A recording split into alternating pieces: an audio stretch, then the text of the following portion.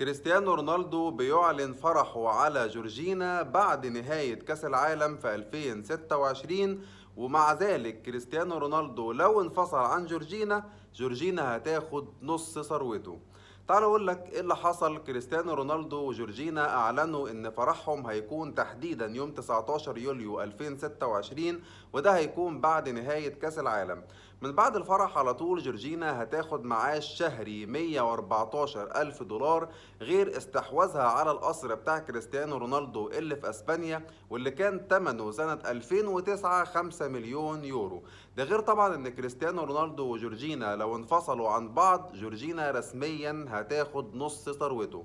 كريستيانو رونالدو اعلن عن مكان الفرح، واللي في الاغلب قال ان هو هيكون في البرتغال بعد نهاية كاس العالم على طول.